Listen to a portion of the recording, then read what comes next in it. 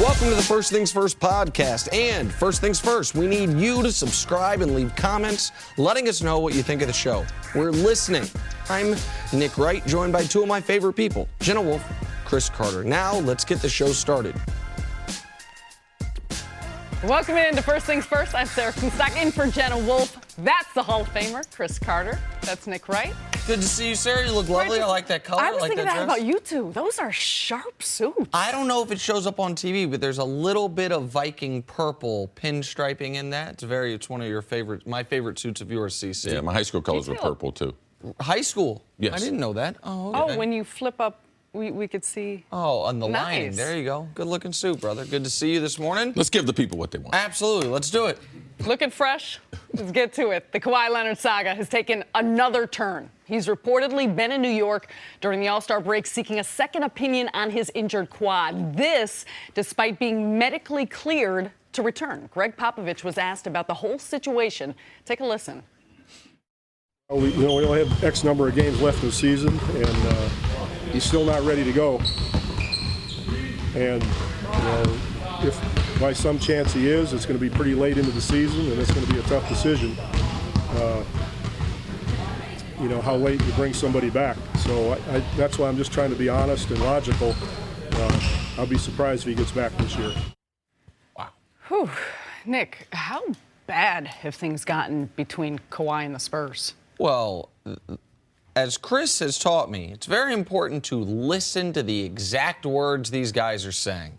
Sometimes we just throw away the press conferences. It's coach speak, whatever it is. I want to read the exact quote you just heard part of it.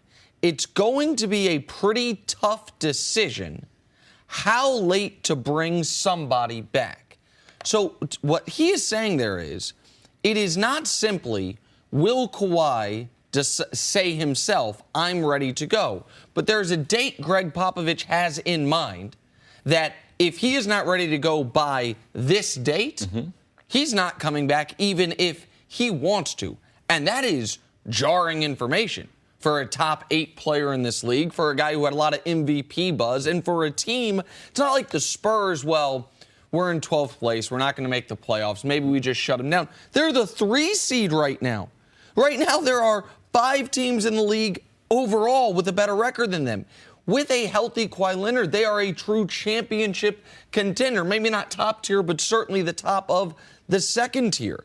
And then you read the great reporting from Adrian Wojnarowski, where he says in his lead, Kawhi Leonard bears the burden of determining when he's prepared to play again.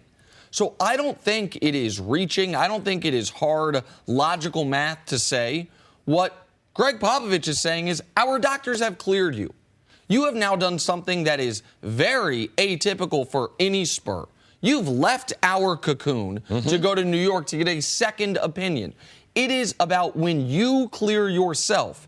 And this is, to me, Gregg Popovich telling Kawhi Leonard through the media, listen, if you think the idea is, because he's been reportedly a little disgruntled in San Antonio, if the plan is with a week left in the season to say, I'm good to go for the playoffs, you might not be able to do that. And that is very different than this entire saga, CC, has been very different than anything I'm used to seeing out of that organization. Right. Pop said a few things in the interview, one being that Kawhi has been cleared, but if he continues to not play, well, he said also he's not ready. He's not ready. He's been cleared, but he's not ready. It means Kawhi's not ready in his mind to resume normal basketball activity. He also revealed that if it continues on, there is a drop-dead date that Kawhi will lose the option where he's in control, and I'm going to pull the plug on the season. The other thing that the irony to it was they were in a similar situation like this when David Robinson got hurt. It's not as if they tanked. He was just hurt, and they end up getting Tim Duncan, which changed the franchise. It's not one of those kind of situations. If they were the 12th seed or something like that, we could see something like this happening. The medical staff in San Antonio has proven itself over years to be one of the best in the business, and their overall approach has been one of the most conservative. When they have guys coming back, they have done a great job of, you know something, we will miss on the side, on the precautionary side, and hold the player out. Also, as far as Pop was the first coach to start resting players. That's why they had to change the NBA season, because Pop has always been just ahead of the norm in the league. So I think this to be a tall tale sign.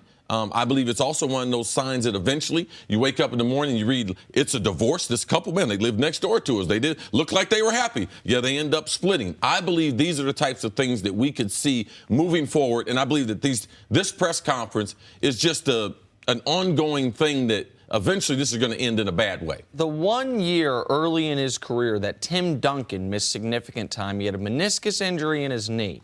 And Gregg Popovich made it, they had already won a championship with Duncan, and people were curious as to why Duncan wasn't going to come back at the tail end of the season for the playoffs. And Popovich, he was asked about defending the title or winning a second title, and he said, very intelligently as it turned out, we're not worried about winning one more title with Tim Duncan. We want to have a number of titles with Tim Duncan. They were cautious with his knee. They did not clear him. And they ended up that was the worst year in the playoffs as far as in the Duncan era early on. They ended up winning 4 more titles. The key is they've cleared Kawhi. And it's not a knee. It's a quadricep injury. So it's less, tell me if I'm out of bounds here, you have less concern about doing long-term career damage when it's a muscle, when it's a quadricep tendon, than if it was, we're worried if his knee's going to give out. If it was something like that. It is, when you add to that what was the reporting earlier, which was earlier this year, kind of out of nowhere. Yes. Kawhi Leonard's not happy. You add to that LaMarcus Aldridge went to the team this summer and said, trade me. Yes. There is a lot of drama in San Antonio, the likes of which we are not used to. And now it's changing because, to your point about them being a cautious organization, back on January 13th, Kawhi tried to come back. He played a couple games. They shut him back down on January 13th. And that was still the dialogue, that his rehab, we want to spend a little more time with rehab. It's not progressing as we want it to. So we're going to have him shut down, take a step back, and see how that goes. Now it's very different. It's not. There was nothing in Gregg Popovich saying that we're being cautious. Right now we're talking about the injury. They are being cautious, but if the athlete is not comfortable, it's hard to put the athlete on the court, and especially when he has control.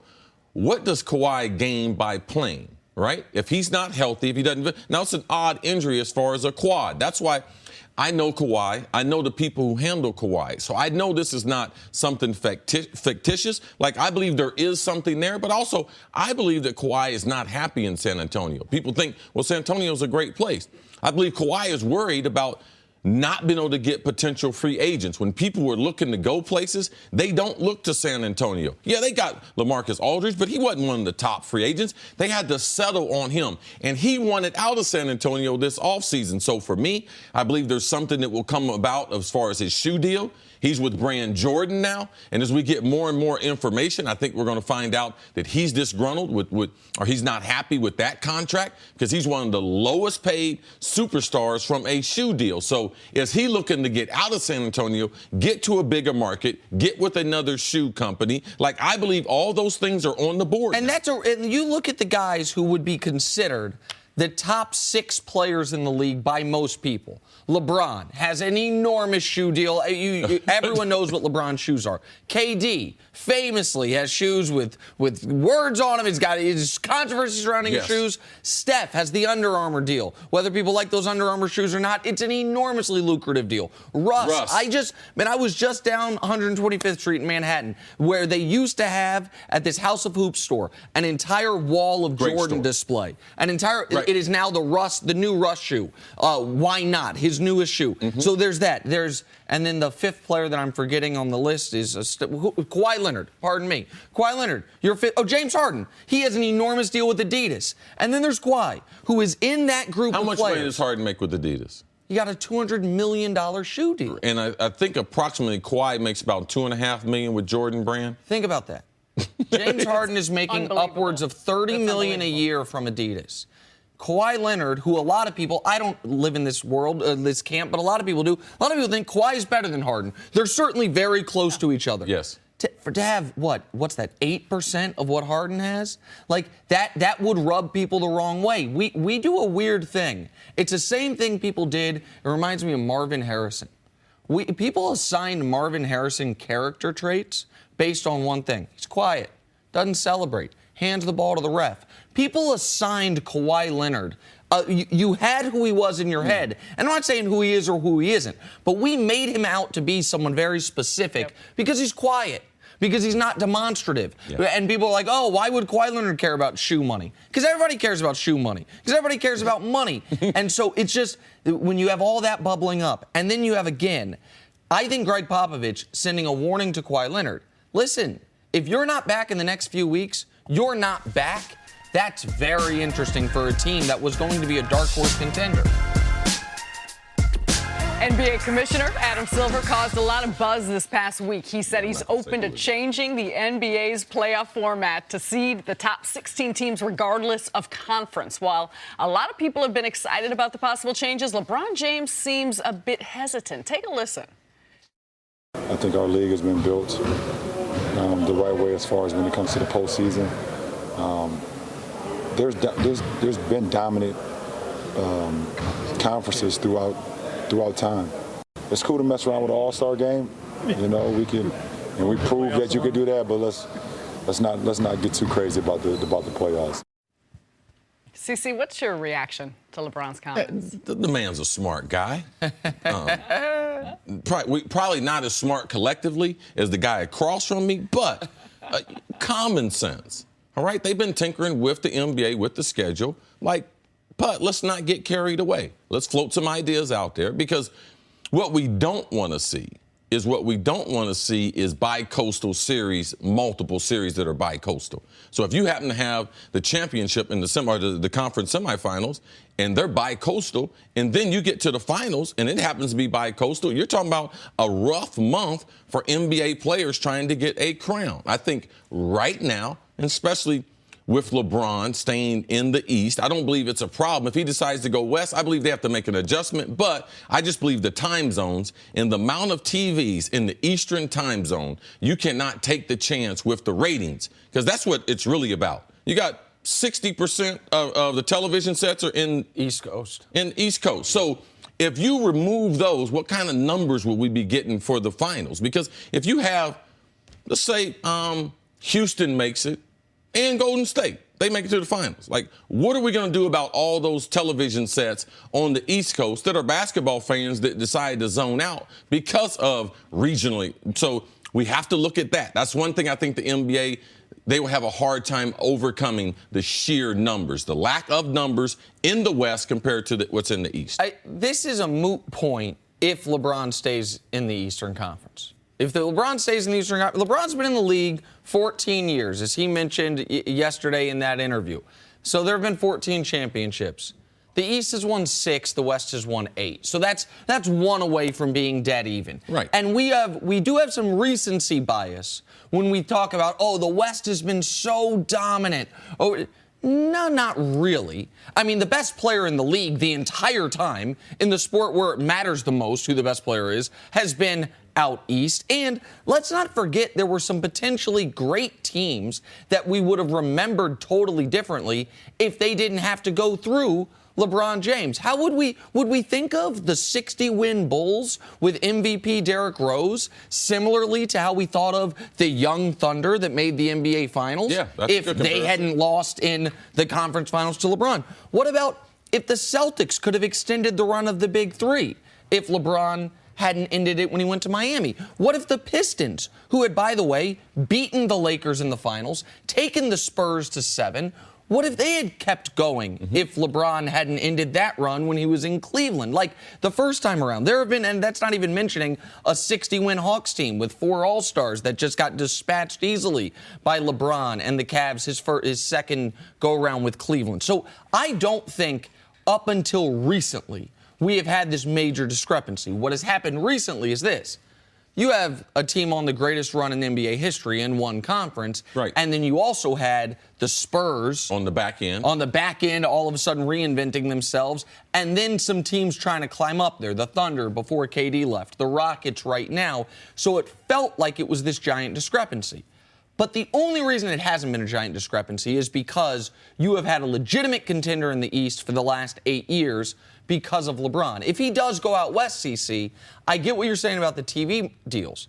But what you don't want is it to feel like every year the NBA Finals is the Western Conference Finals. You don't want that. Now, I don't know what you do about the bi-coastal part, about the travel. If to speak to your point, if all of a sudden you have in the conference or in the semifinals the Raptors playing the Warriors, and then you also have the Celtics playing the Lakers if they get better, and that's the semifinals, and in the finals you have another back and forth. That could be a problem, and the TV money is a big thing as well. I understand that. But from a competitive balance standpoint, I don't think it's had a big discrepancy up to this point.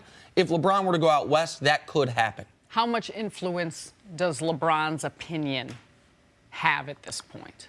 I think his opinion is just like anything else. He's the best player in the world, and if he says something that has some type of credence, I'm sure. Look where Adam Silver in the league is. Look at the relationship that we talk about between what they're doing in the NBA and the Players Association. So we know the NBA listens to its players. I mean, they've already addressed the referee-player issue that if we were in any other league, it would take at least an offseason and all these owners' meetings to be able to bring it up before we heard about it. So the NBA has been very, very progressive. They listen to their players, and we know that they listen to the best player in the world, and LeBron.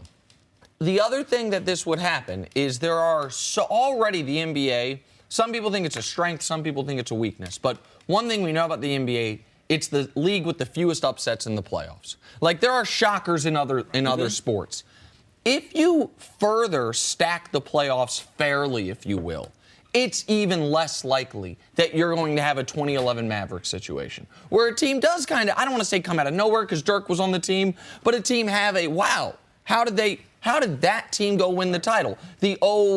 Would have been, I guess, the 04 Pistons. That, those situations would be fewer and more far between. I don't know if the league necessarily wants that. What I know they don't want is for all 8 of the best 8 players in the league to be in one conference and in one side of the bracket come the playoffs, and that's what they're trying to adjust for. Right, and I think they've gotten ahead of the cavalry by even approaching the conversation, because now if LeBron was to go to the West, they've already started the conversation that it would be a lot easier to make that type of change or that type of adjustment. So, but LeBron, he does have weight in everything. And, of course, his decision is going to be paramount as far as what the decision will be. But the other thing, and this is why when LeBron says it's cyclical, we do have to keep in mind, if we're talking about the next generation of great players, what conference is Giannis in? What conference is Joel Embiid in? What conference is Ben Simmons in? Yes. In Kyrie, and I know he's this generation, but he's one of the younger great players in this league. Kristaps Porzingis, when he comes back, all of those guys are out east. The West is top-heavy, but it's not a bunch of great, aside from what they have in Minnesota, it's not a bunch of great young teams. It's a bunch of really good veteran teams. So it could fix itself, especially depending on what LeBron does. Do you think that this had any indication on the feelings of LeBron with what he's going to do in his decision about what he does? So I think a lot of people are going to read this and say, oh, LeBron knows he's staying out east. I still believe what I've believed all year. LeBron does not know where he's going to play next year. I think LeBron is a historian and a student of the game. And when he talks about what it would do to the record books, his recall for championships from before he was born is elite. Like, I do think he cares about the record books in the history of the game. I don't think this is about where he's going to be playing next year. Right, and rechanging the seeding is a little overreaction right now to LeBron potentially going to the West, because 3 of the 4 teams potentially he would go to or out west. So you do have to look at it before he makes that decision. We're sticking with the West, and this season has been a bit different for the Warriors, at least by their golden standards. They're already 1 loss shy from their most under Steve Kerr in an entire season, and they're behind the Rockets in the West. However, the team isn't sweating the number 1 seed. Draymond and KD both reportedly say they haven't even talked about it, and they're not looking at the standings. CeCe, how important is the number 1 seed for the Warriors? It's important. The reason why is because, we're able to get a level set at the All-Star break. One team has 25 games, the other team has 24 games. We're basically tied, a half game apart. Now, this stretch drive to the end, who's a better basketball team? Like, who's going to play the better basketball? Or is Golden State just going to say, we'll wait till the playoffs and then we'll turn it on? We'll continue to compile all these technical fouls. So for me, it's not only the results on the court, but what's their body language, what's their chemistry, and how does their bench play down the stretch? Because I don't care who you are, and when you get to Game 7, unless it's LeBron playing against someone in the East, being Boston, because last year they decided to give up the 1 seed. But I don't believe Golden State wants to give up the 1 seed. I believe in their mind as an athlete, in case you don't get it, the right thing to say right now is the number 1 seed does not matter.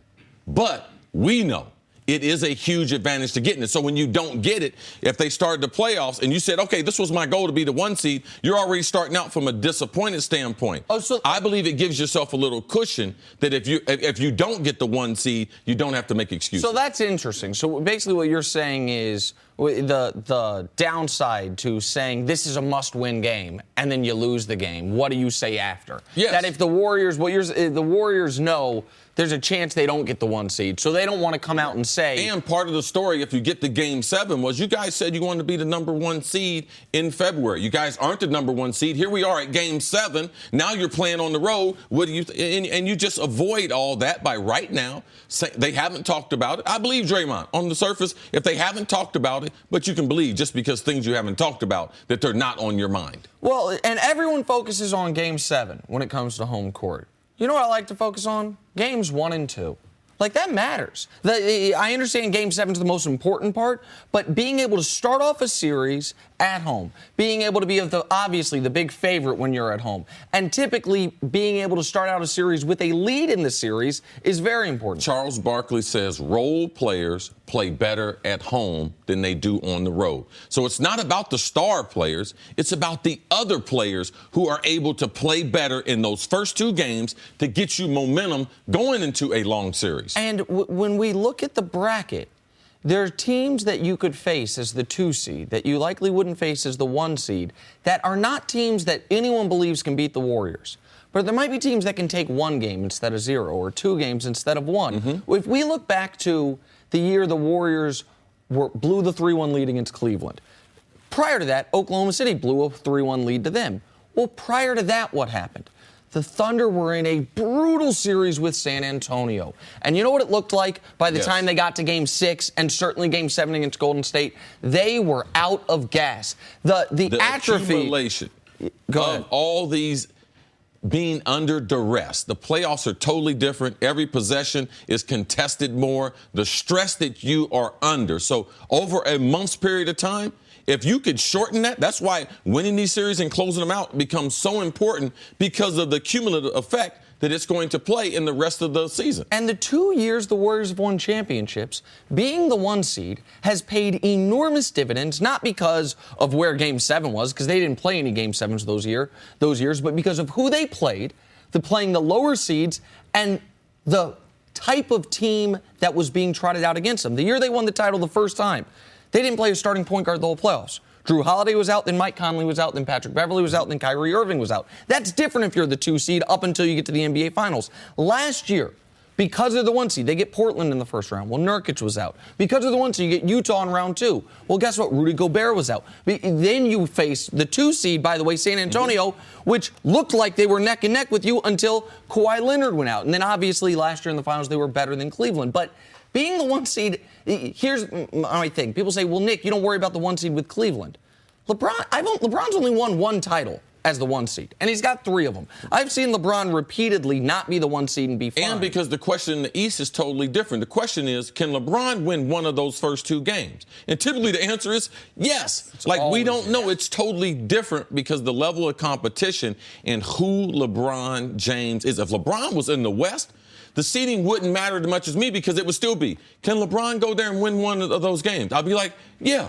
So LeBron is the difference in trying to calculate these things. And LeBron has experience of not being the top seed, of going on the road to start a series. Guess what? The Golden State Warriors in this run. You know how many series they've started on the road? 0. You know how many series they've gone into not as the 1 seed? 0. It's not to say they couldn't overcome it. Again, no matter what seed they go into the playoffs at, they will be the Vegas favorite. They will be the overwhelming Vegas favorite. And barring injury, they should be the Vegas favorite. But it would be unprecedented for this team to not be the 1 seed. In fact, it's unprecedented for this team to not have it all but wrapped up by this point in the year. And Sarah, I know you like some good news for Golden State fans out there. They do have the best road record in the NBA by half game over Houston. So if they do have to go on the road, they are pretty good at that too. And do you think it matters to Houston?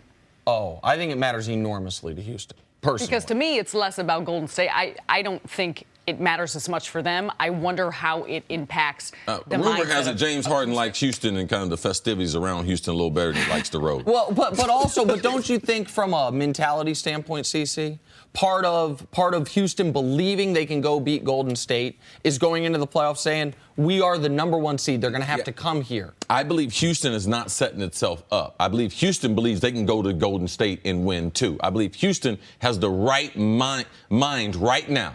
We're going to try to get the number 1 seed, but, man, we can go to Golden State and beat them. You don't want to set yourself up to think that it's like a blanket. Like, I got to have this blanket with me. Then you end up – they're too close as far as the 1 and 2 seed to get consumed with playing at home. I don't think they need it, but I think it would change their mentality entirely. Mm-hmm. I think it would be different. Yeah. And people talk about, can you beat Golden State 4 out of 7?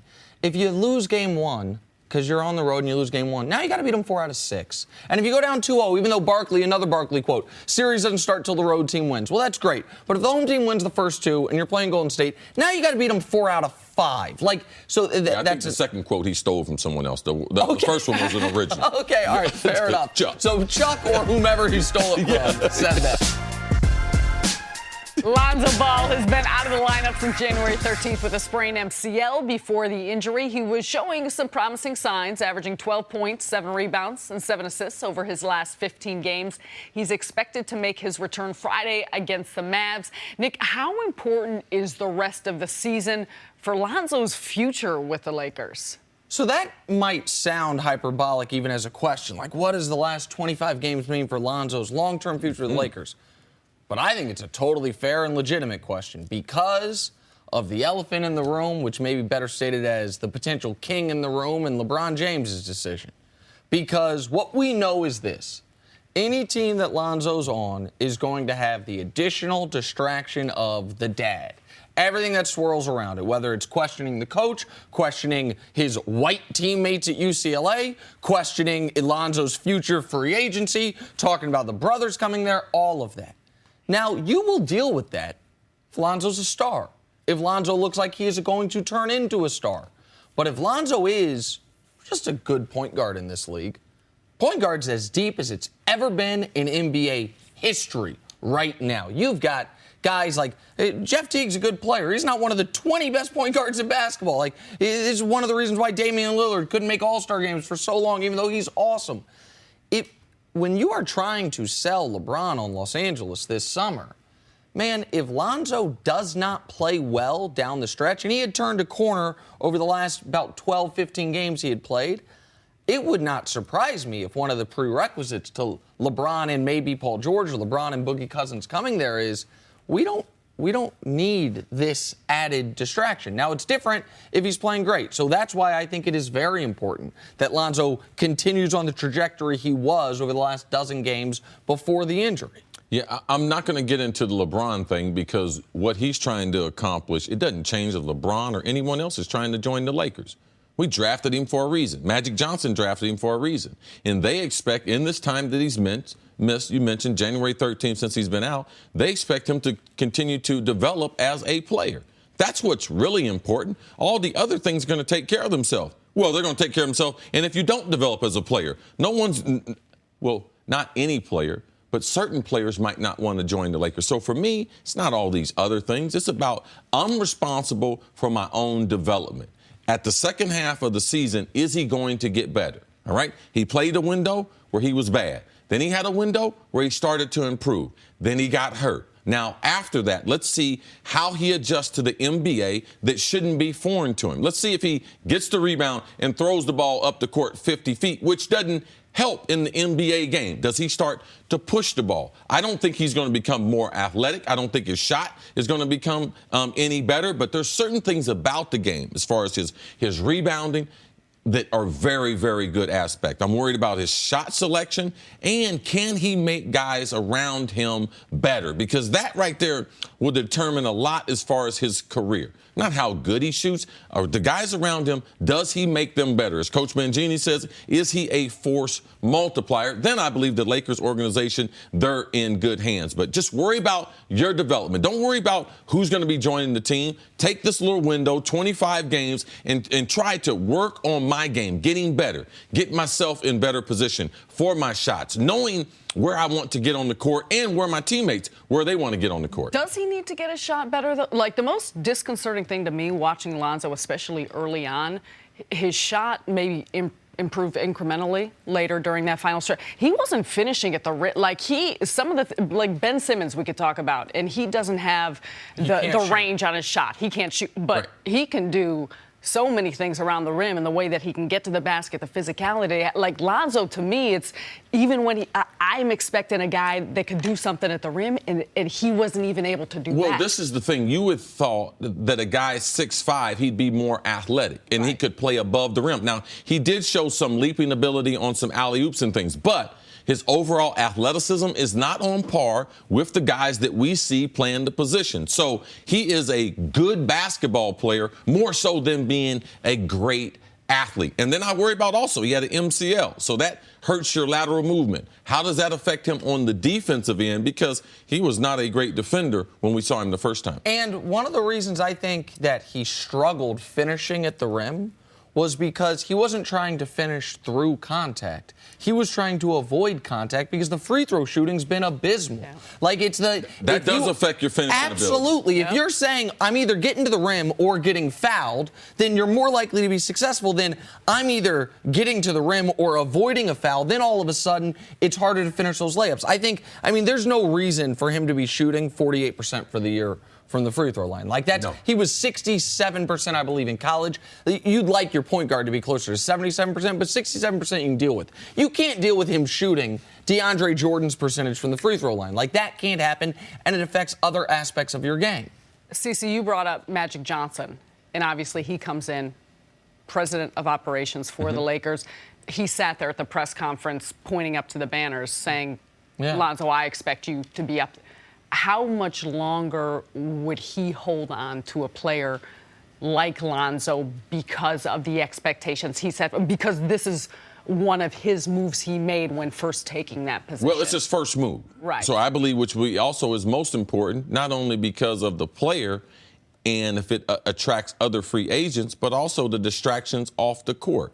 How is Magic Johnson going to handle the Lonzo Ball situation? And I believe it will tell a lot about Magic Johnson and his tenure with the Lakers. But from a contract standpoint, they're stuck with him.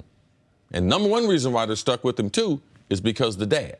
I mean, even as a top pick, you can't trade him today.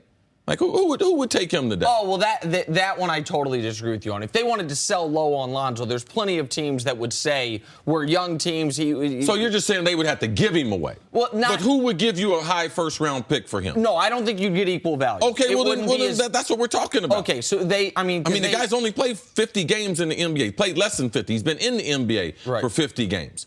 So right now what I'm answering the question is they're stuck with him. They're not going to give up to him after a year or 2 years because they're stuck with him for at least that rookie contract. And, by the way, I don't think anyone at this table is out on the possibility of Lonzo being an excellent player, of Lonzo justifying being the number 2 overall pick. And, again, it's a very small sample. But those last dozen games he played, all of a sudden the three-point percentage is 39%. All of a sudden he's giving you 14, 7, and 7. And you're like, okay, that is really what we were hoping to get. And he doesn't have to be a knockdown shooter.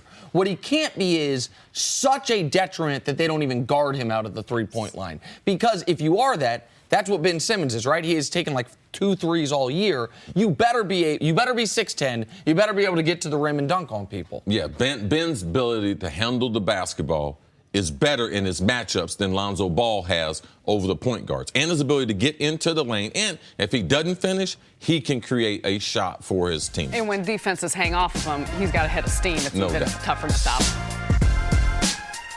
Here on First Things First, and we're joined now by former NFL head coach Eric Mangini. Coach, thanks for being good here. to see you, brother. How are you? Good morning. I would reach across, but I don't know if that's only It's for okay. now. It's okay. It's cold and The flu handshakes season. are only for now. I got to get some Purell or something up Sue here. told me to tell you that today. It's cold and flu season. Get that. Goodness. All that just for being gracious, just for being a gentleman, Friendly. welcoming a guest. Cold and flu season. Friendly Nick Unbelievable. Wright. We're thrilled to have you back again. All right, new Raiders head coach John Gruden says he's spoken to Marshawn Lynch and is counting on him. But Gruden doesn't want a repeat of last year when Lynch didn't seem to get into real shape until well into the season. Gruden said, quote, "I don't need this part-time Lynch. I need full-time Lynch." Of course, Marshawn is just one of the question marks in Oakland. Coach, how much of a challenge is Gruden facing after so much time away from the sidelines? It's a huge challenge. And he stayed on top of the league when he was in broadcasting, but you get to study the league the way that you want to on your schedule. When you go back into the NFL, it's like running on a treadmill versus running a marathon. It is radically different. And he's in a position where he's the offensive coordinator, he's the head coach, he's a de facto GM because of the power that he's gotten. He's been given a $100 million contract, and we all know to whom much is given, much is expected. So he's going into all of those things are working, things he's going to have to work through. I think he does inherit a team that's pretty competitive. They need to do some work on defense, a lot of work on defense, but he does have a quarterback, so that's a positive part of this. But it's a dramatically different environment from a rule perspective that he's got to get used to that as well. There's so many variables here that he just hasn't been a part of for 8 years now that he's got to get back into. Coach, I would say, and I need your opinion on this, in the last 8 years, there have been more rule changes as far as the game and the things that you can do off the field as far as salary cap, training, than any other time in NFL history. Practice time, right? Yeah, all these things. Like, there's been more changes in that 8 years than any other 8 years history of the NFL. Yeah, and those changes are significant changes, especially the interactions that you can have with the players. And I remember even I was in Cleveland and then on TV, and then I went back to San Francisco, and the changes that had taken place just over that 2-year period were significant. And your ability to develop a relationship with the player in the offseason, to put in a new system. The Gruden grinders, it's hard to have a Gruden grinder because you're not allowed to grind in the offseason. It's a very popular segment he used to do on Monday night. Yeah, you may want that guy to be that way, and you may want him in working with the coaches, studying the playbook and getting a head start, but the rules... You can't make him. You can't. Well, it's not only that. They can't even if they want to. Everything is phased in, and it's slow, and by the time you get to OTAs, where in the past you could do significant amount of preparation with guys, you're just starting. You're starting where years ago you were building at that point. How much for you? Because I think it's a good example for what we're talking about. From the 2 years at TV before you went back to San Francisco, how far behind did you feel when you first got to San Francisco, just from, forget the rule stuff, just from football perspective, just from knowing the players in the league? And you obviously were covering the league, just like John Gruden was, but I imagine can cover it much more closely when you're a head coach or when you're actually on a staff. So, like, how long did it take for you to feel you were fully caught up as if you hadn't taken that time? Well, it took a little while. You've got to get in game shape, too. There were quite a few nights where I'm there at 1, 2 o'clock in the morning, like, oh, my God, I forgot what this is like. It's because you control your environment when you're out. And in the league, you don't control your environment anymore. There are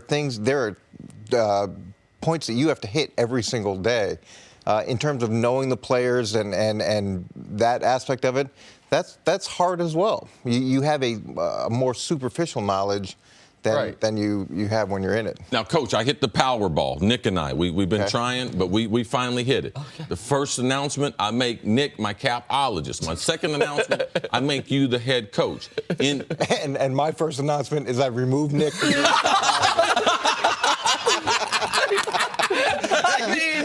I mean, you don't have that type of power. You had a good run. You don't get to make those decisions. You can be special assistant to the head coach. So, that leads to my question, and my question would be, give us 3 things that someone going from television into taking over an organization, give me 3 things that you think are significant in trying to change or that you would do immediately.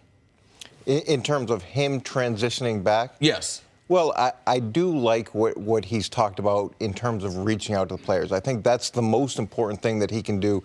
He may not be able to spend time going through the system, but the fact that he's reaching out to those guys, trying to get to know the players on the team, that's the first thing they have to do. And then you've got to really understand what the ability on the team is. You've got to spend a lot of time understanding where do we need to improve this team?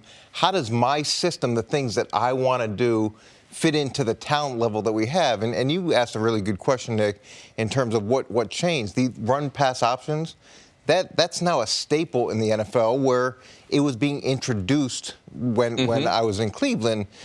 So those are the 2 things. And then he's got to spend a ton of time with that staff, with that group, to make sure that there's a continuity of vision. So when those players come in, they're getting the best version of what that group has to offer. Well, that last point is one that I want to spend some time on, because when I was trying to get Bill Belichick to go take over the Giants or leave the Patriots, go do something else. How did those conversations go? Pretty good? He wasn't swayed. But CeCe's biggest point was, you can't build a new staff. You can't get your whole program implemented. You just can't. He's built this whole thing in New England over almost 20 years. You just can't all of a sudden go somewhere else and implement it. Well, John Gruden is literally going somewhere else trying to implement something new. Obviously, they have coaches in place. It's not like when they fired Jack Del Rio, they fired everybody. But they're not his guys. And a lot of his guys are probably at this point either retired or they're out of the league or they're with other teams they don't want to leave. So how much of a disadvantage is that, and how do you overcome that? That is a significant disadvantage, because one of the jobs as a head coach is to coach the coaches. You've got to consistently be developing them and making sure that they're giving you what you want. And when you don't have the shared experiences of previous staffs, I remember when I went to the Jets with Parcells, on that defense staff, it was Bill Belichick, it was Romeo Crennel, it was Al Groh, and I was the new guy. And they're referencing stuff that happened in 1985 for game planning. I'm like, look, fellas, I'd love to draw this up, but I was in grammar school. I was in 8th grade. So one of you is going to have to help me. But that value that he had of guys that knew what Bill wanted, what Bill Parcells wanted, it takes away a lot of pressure. Well, and when you told a story, I believe it was on the air, about when you were with the team, I assume it was on the air. No, but when they hired Brian Dable.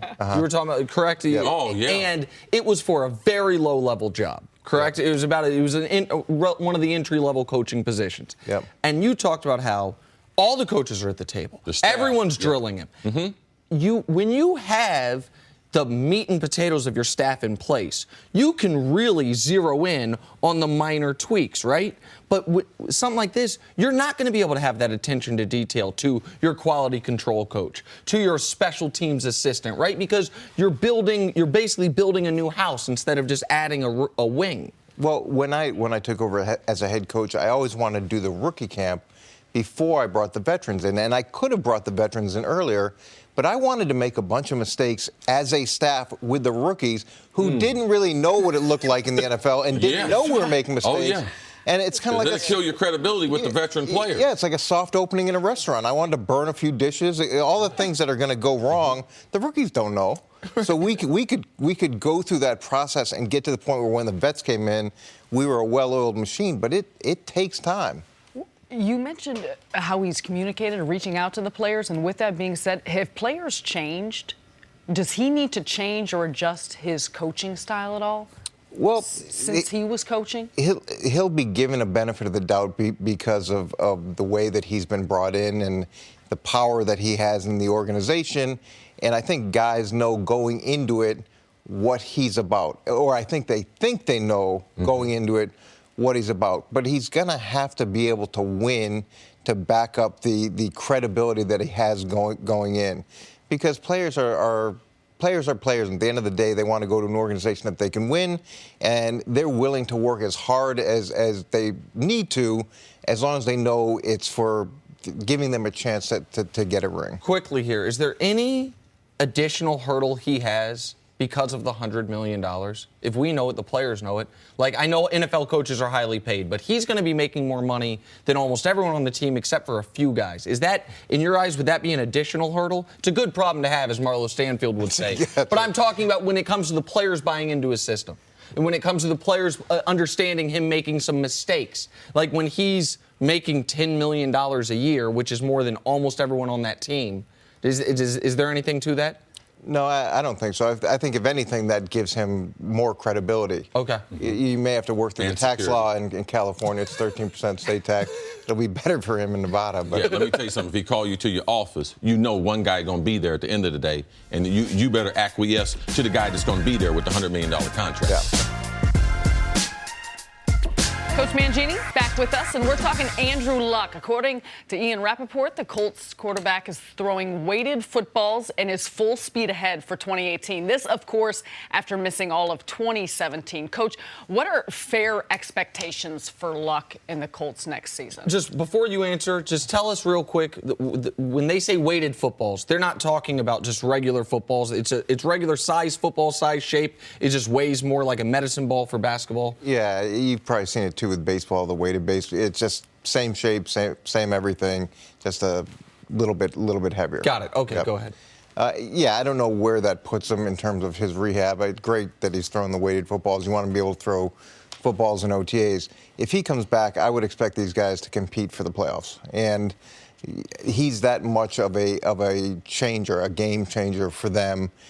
The Colts are in a great situation. They've got salary cap space. They've got a top end of the roster with guys that they can move on from if they want to without having dead money. So there's a lot of flexibility in this roster to improve it.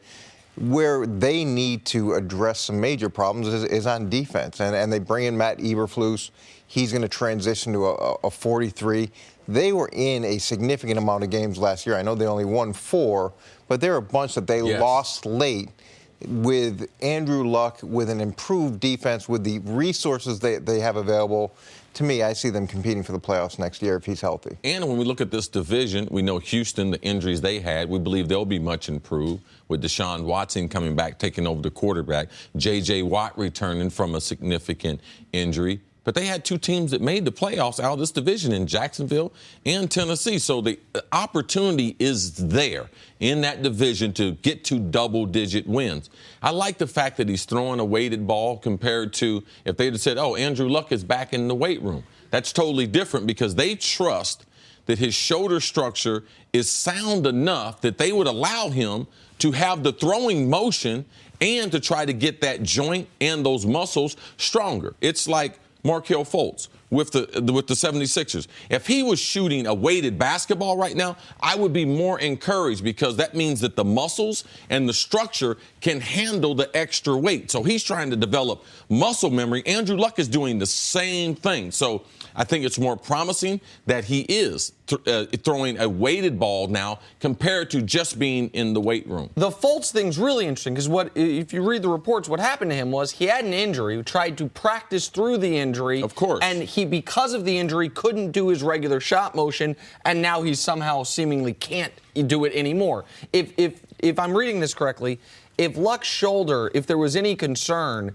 that it was still damaged to the point to where he couldn't have his regular throwing motion, they wouldn't want him to throw at all. Right. Because it could throw off the muscle memory, it could throw off the way he typically throws And the it lets you know where the rehab stage, it's advanced enough that he's moved out of doing the small little things, grabbing things, push and pull stuff, that now he's actually working on the throwing motion and being repetitive with that motion. To me, that means that's a lot more promising diagnosis and an update on Andrew Luck than we've had in a long time. I'd like to get an update on the medical staff and on the training staff and the people that made the decisions last year to the fact that he missed an entire season. It's the same situation as Miami. When you've got Ryan Tannehill and you decide not to do a surgery and then he goes out and you think he's going to be able to get through the season, he gets hurt in the preseason. There's a lot of points or parts of an organization that you have to evaluate.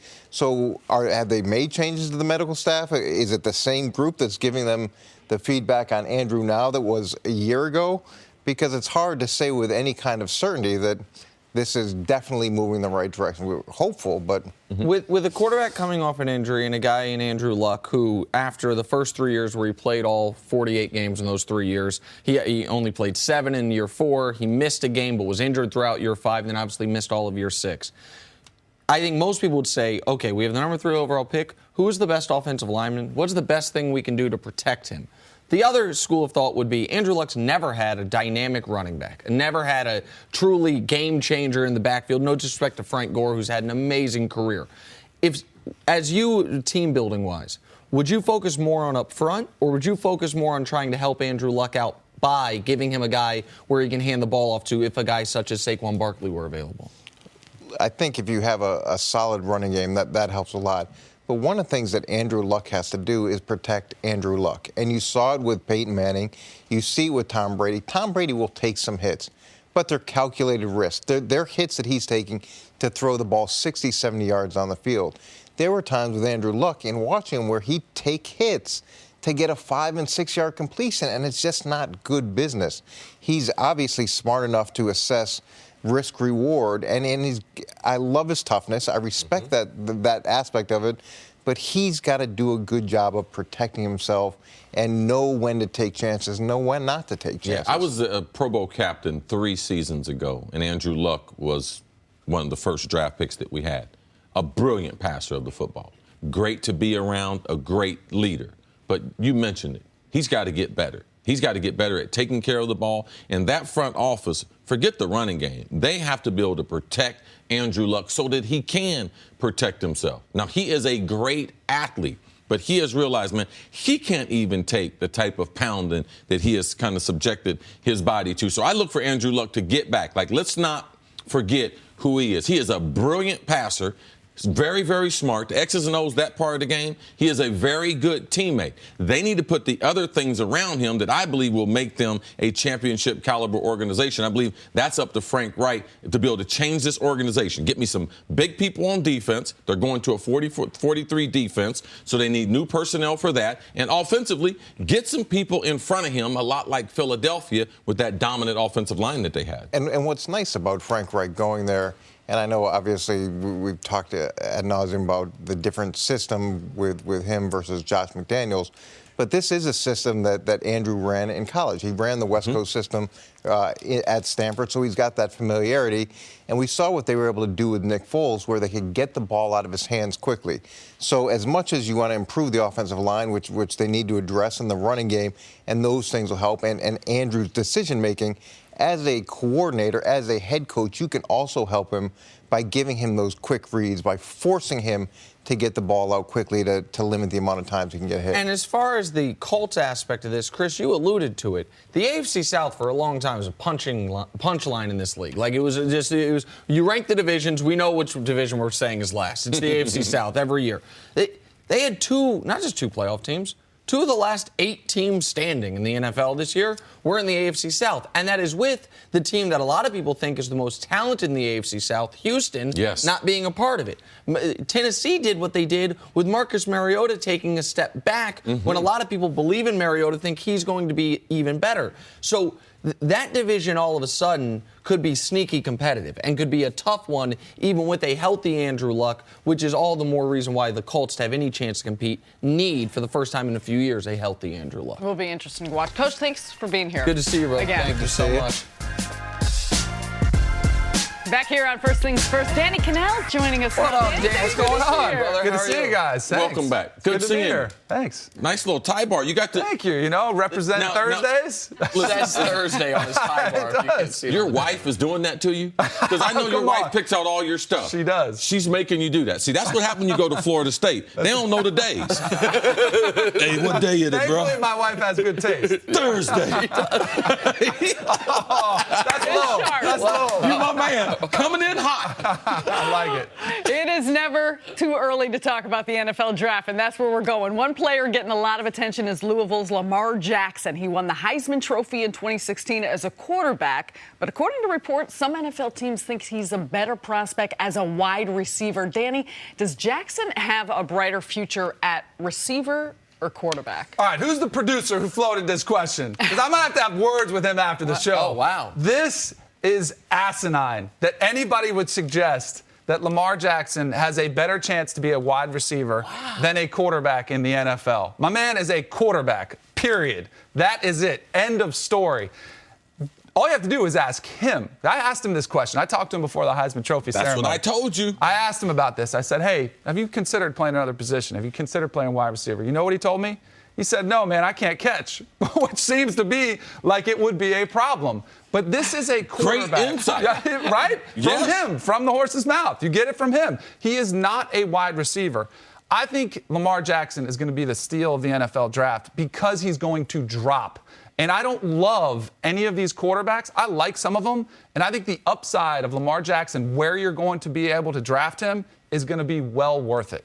Danny, I'm worried about his throwing motion. I'm not going to get consumed with the completion percentage, but his overall throwing motion. He is not a pure thrower of the ball. He pushes the ball. So I wonder, just making those tight throws in those windows, those NFL windows.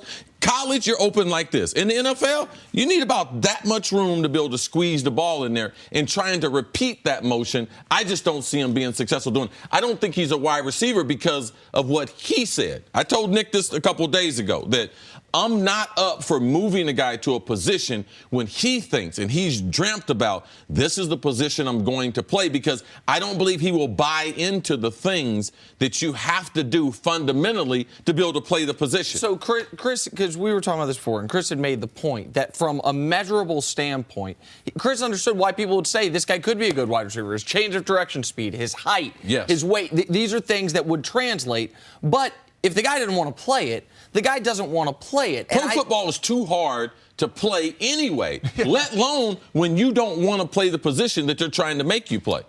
Well, so here's the thing, Danny. I'm just curious. Why do you think people want him to play wide receiver? Well, I'll tell you why I think he's dropping in the draft. I mean, this is real talk, right?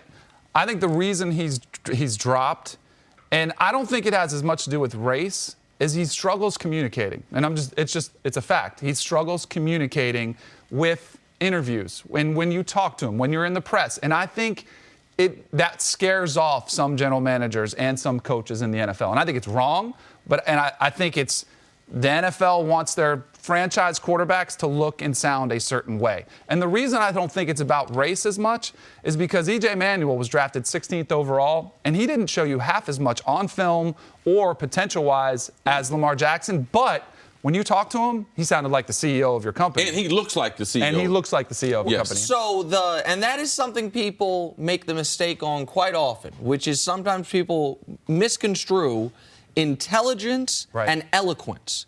There are very smart people who do not communicate great, and there are very dumb people who can speak the King's English. Like that. Now, where race is inextricably tied to that is we tend to give the benefit of the doubt to some people and not the benefit of the doubt to others.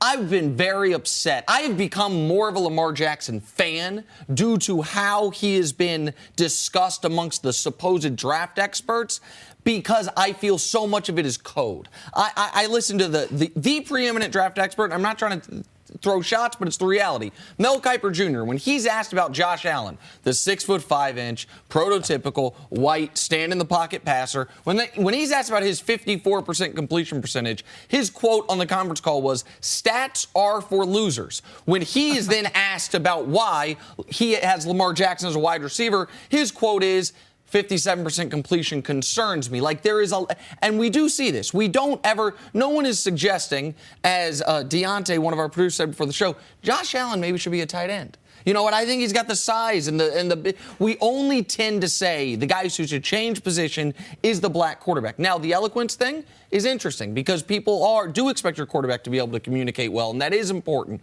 But I just think there is some code going along with the discussion of Lamar Jackson. Danny, who does Lamar Jackson remind you of? So early on when I was watching him last year when he won the Heisman Trophy, I thought he was Michael Vick 2.0. And Mike Vick struggled with accuracy his entire career. I think he had one season over 60%. He was around a 59, 58% completion guy, but he was an electric runner. And I think Lamar Jackson brings that skill set to the table. He's not just a mobile quarterback. He is a dynamic difference maker.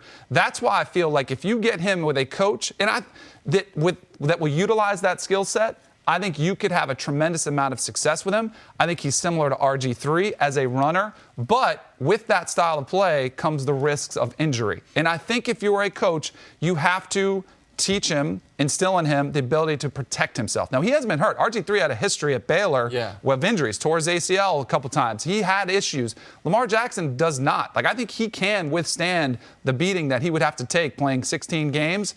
And I think there is a tremendous amount of upside. If you put him on a team that's not very good, he can make some plays for them. That's not like anybody else. Maybe Baker Mayfield, but Josh Allen, Sam Darnold, Josh Rosen, they go to a bad team, they're going to get exposed because they only have one phase of their game, where Lamar Jackson can get in there and make some plays for you. One thing from a communication standpoint, and this what made me think about this because I haven't heard that angle yet. I do know it's real because part of being an NFL quarterback, one thing is image. What does the guy look like? The other thing is what does he sound like to the public? But more importantly, what does he sound like to his teammates? Brad Johnson. You know Big Brad. Brad was a backup at Florida State. The Vikings drafted him. We got Brad. Brad's from, I think, Black Mountain, North Carolina. Yep. Brad has a little twang or a little on his diction. Yeah. And Brad is not an imposing, take charge guy. But he was a good leader. It took him some time to be able to understand the NFL locker room and not be overwhelmed and be comfortable with the way he talked and that he was a more reserved guy. Brad went on to become a great leader, led his team to Super Bowls. Man, we had plenty of success playing with Brad, but they gave Brad time to develop that diction and the command of the locker room that he wasn't forced into it. Why isn't Lamar given the same opportunity? Brad Johnson was no great prospect, but he ended up having a great NFL career because people had patience. And why won't people be patient with Lamar Jackson? They should be. That's why I think he's going to be the steal. Because I do think unfortunately, I do think he's going to drop. He's played under Bobby Petrino, who puts a lot of pressure on his quarterback. It's about football IQ. You don't have to talk to him. You have to watch him play because he excels in that system. I think mechanically he can do some things to get better that will help him where the ball doesn't sail on him. But I do think he throws fairly effortlessly. I don't think there's a struggle to throw the football. I think he has some natural arm talent. If you can reel that in and get him a little bit more accurate, which I think he can develop, then I think he could be a project that would be worth the risk in the second round. Maybe if I close my eyes, it's Phillip Rivers because he doesn't have a pretty motion. No, it's awful. But just being effective. He pushes the ball also. Just repetition. That's what you believe potentially he could be like. Okay. Can you imagine Phillip Rivers if he could run around the way Lamar Jackson could? It'd be close to unstoppable. Again, 0 red flags. He's been a model student athlete. He's been great. And we never talk about that. He's a leader. He's won games. And he actually had a better season this year than he did his Heisman Trophy winning season, but he didn't have as much talent around him, which is what you're going to have in the NFL. No matter where you go, you're going to have to lift up the play of the players around you, and I think Lamar Jackson will bring that to the table. Is there a team where you see him fitting in well? It depends on the system that he's given. It really does. In a tailor-made system for him. And I have to give that some thought. And listen, there is no, I know it seems like this, there is no rule that your backup quarterback can't be the mobile, dynamic athlete that typically is the black guy. Right. We got a lot of, you know what I feel we have true or at least close to equality in the NFL? When there's a lot of bad black backup quarterbacks, because there's a ton of bad white backup quarterbacks. Right. There's a ton of them. We don't have a lot of opportunities to see that, and because a lot of these guys get told change this position, go try that, and so I'm rooting for the guy. Sarah, I got 2 for you. I blanked on them. Kansas City or Philly? Run that Andy Reid style system where they're implementing more be the college third guy schemes. in Philadelphia. Yeah, absolutely. He'd be great. Yeah. There you go. And you can utilize them situationally, too. I like it. Suit ain't bad either. Bring it back for You another got, segment. this pattern is sharp. Danny, we're going to have you stick around and ask, is Baker Mayfield better than Sam Darnold and Josh Rosen? That's next on First Things First. Hey everybody, Nick Wright here, and thank you so much for listening to the First Things First podcast. But I wanted to tell you about another podcast at Fox Sports that we are so excited about, and that is Alexi Lalas's State of the Union podcast. That's right, U.S. soccer legend Alexi Lalas will be partnering up with Fox soccer guru and researcher extraordinaire David Moss to review the top storylines in soccer across the globe. Each week, Alexi will give his State of the Union on American soccer as it rebuilds for the future. Subscribe and listen for free on Apple Podcasts or wherever you get your podcasts right now. Now back to the show. Danny Kanell back with us on First Things First. Let's talk NFL draft quarterbacks. Joel Klatt put out his mock draft at foxsports.com. He has Sam Darnold going number 1 to the Browns, Baker Mayfield going at number 5 to the Broncos, and UCLA's Josh Rosen going 6th overall to the Jets. Danny, which quarterback do you think will be the best in the NFL? All right, so I don't love any of these quarterbacks, right? We talked about that with Lamar Jackson. That's why I kind of like him at a lower spot. I think more so than ever in the last probably decade, where a quarterback gets selected is going to matter more than most years. Absolutely. And it's that case for every quarterback, but even more so with this group. So I feel like they all have little red flags or little issues that they need help around them. So if I'm looking at Joel Klatt's mock draft right there, I'm loving Baker Mayfield to Denver at 5. Like, I think that is a home run. But I also love Baker Mayfield as compared to this class. I think we're doing the same thing we did last year with Deshaun Watson when we saw Mitch Trubisky and Patrick Mahomes selected before Deshaun Watson. I think we're looking at him, we're trying to say, well, is he a product of the system? It's just stats. He's just putting up obnoxious stats, but how is it going to be in the NFL? This guy is a winner. He's won at every phase of his game, high school, college, and I think that carries over. I love the chip on the shoulder. I love his decision-making on the field. He does not turn the ball over. Again, you put him in the right system, he is going to flourish in the NFL. Top-tier arm talent, pinpoint accuracy. He's got the most important skill set. And sometimes I think the quarterback wins stat can be overrated. But why did Oklahoma win those games? Because Baker Mayfield was the best player on the field.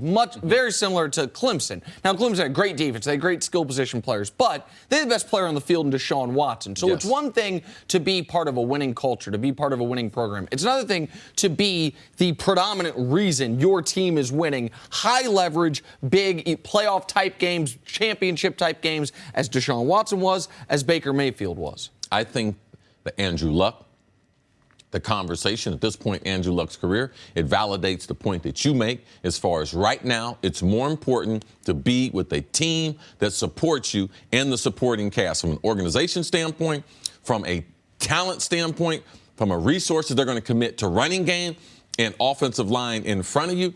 The reason why we've seen some of our recent quarterbacks, the Rams, Jared Goff, their investment in that offensive line, getting Whitworth, getting Todd Gurley squared away. The reason why they were successful. Let's look at Carson Wentz in Philadelphia. Dominant offensive line, dominant left tackle, dominant right tackle, 3 running backs. So you are right. When you're looking at these guys, you better start, before you can answer the question, who's going to be the most successful, we need to determine where they're going to go and what type of support. The Denver Broncos, for 40 years, have supported their team. They've been a great organization.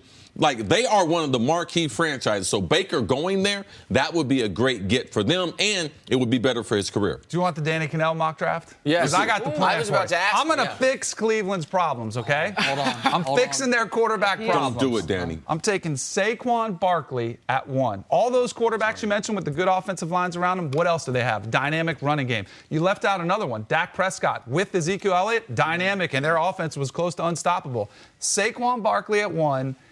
If you can trade down a little bit and still get Baker Mayfield, I would take him, but I would not shy away from taking Baker Mayfield at 4. Put Saquon Barkley and Baker Mayfield in your backfield and tailor-make your offense with those two guys back there and say, good luck stopping us. See, I want Cleveland to draft a quarterback at 1 and a quarterback at 4 so they can actually get the thing right. I wouldn't be opposed to them taking And by the way, people say it's crazy. We see teams every year trade multiple first-round picks to go get a quarterback, but we don't have to get into that right now. Here's the thing I want to ask you, though. They did with RG3 and Kirk Cousins. Same thing. Take a quarterback. So let's talk about the California quarterbacks for a moment. Chris is more partial to Sam Darnold. I'm more partial to Josh Rosen. Both of these guys have played in warm weather their entire careers, whether it was high school or college. Fort Lauderdale. All right? And we saw evidence of how went that to the academy, went to Florida State. How did that win in the Hayes? Exactly. Not very good. Well, so two things. One is, talk to us about how real it is going from playing in nice weather, perfect circumstances to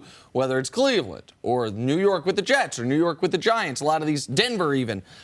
That, and of those two California quarterbacks, Rosen and Darnold, who do you think is the better NFL player? So as far as going from warm weather to cold weather, I think it's individual. Some guys will be able to respond to it. Now you can actually throw with gloves on. I mean, the benches are heated nowadays.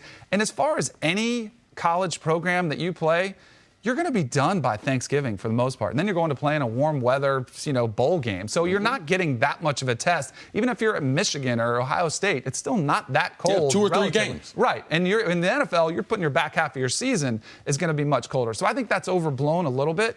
But you definitely want to try to figure that out. That's why I think hand size comes into play. And as much as I hate the underwear Olympics that we call the combine, some of the stuff does matter. You want guys to have a certain hand size so they can grip the ball in cold weather. For these two quarterbacks, again, not in love with either one of them for different reasons. With Sam Darnold, I think you've seen inconsistency. I didn't love the way he handled, and it was a ton of pressure and stress on him, but I thought it impacted his play.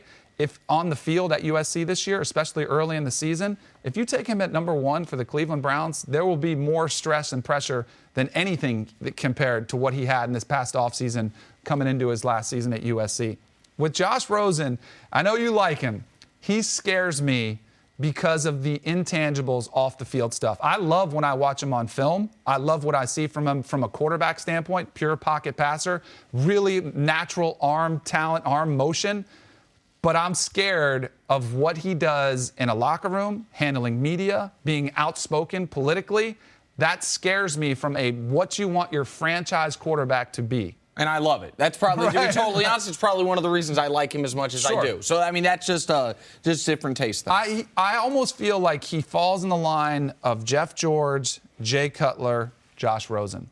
Incredibly talented, but is he a guy that has the players gravitate toward him and want to go to battle with him and will win games for him and all these types of things that make great NFL quarterbacks great?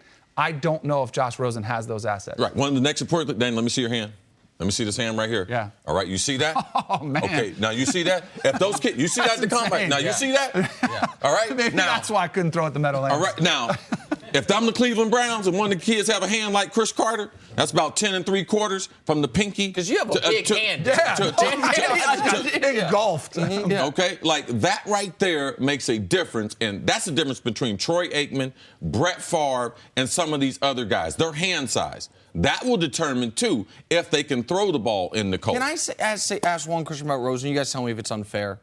Is it unfair that when I look at him and I say, you're a 22-year-old, peak of your athleticism college athlete, that he doesn't look like he is in the most amazing shape I've ever seen? That he has a little of the Ben Roethlisberger face, and Roethlisberger at a 35-year-old NFL quarterback established, that's one thing. I look at Baker Mayfield. The guy looks like he's cut out of granite. Josh Rosen's a thin guy. He's not super muscular, but is that unfair? Well, what I think is not unfair is, does that influence his ability to stay healthy? Because he has struggled with injuries, right? Whether it was concussions or other issues, when he had shoulder issues, other more hand issue this past season. That would concern me, because part of the evaluation process, when you're looking at all these guys, is can they survive 16 games in the NFL? And it's not an easy question to answer. Right, and can he do like Jared Goff did? All right, got banged around his first year, but second year, he started understanding the game. He was bing, bing, bing. He's letting the ball go, and he's a pure passer of the football. You can become that, but you have to understand that it is not, You're not going to make a living by holding on to the football and taking on these people by your physical presence. You're going to have to be able to get rid of the football, but he does have to get bigger because the wear and tear, eventually it wins out in the NFL. Would you take him in New York City? Who's the him? Josh here? Rosen. Absolutely. So absolutely. I think he's listen. You guys and young guys like the outspoken, politically active, thoughtful guy. Like I think guys are more apt to follow that than they were in the past. I think the younger generation of players is less determined that you have to just be football. And you said Jeff George, Jay Cutler. I'm not sure Jay Cutler knows who the president is, much less to have a lot of opinions. I meant from a leadership in the locker room, not politically, outspoken. No, of course. Yeah, I just meant from a locker room perspective. I'm Jenna Wolf, and thank you for listening to the First Things First podcast. Make sure to subscribe and tell your friends, family, and coworkers about the podcast, which, by the way, is available on iTunes and all your favorite podcast apps. You can catch a fresh new episode every Monday through Friday on FS1, starting at 6:30 a.m. Eastern, 3:30 a.m. Pacific. So long.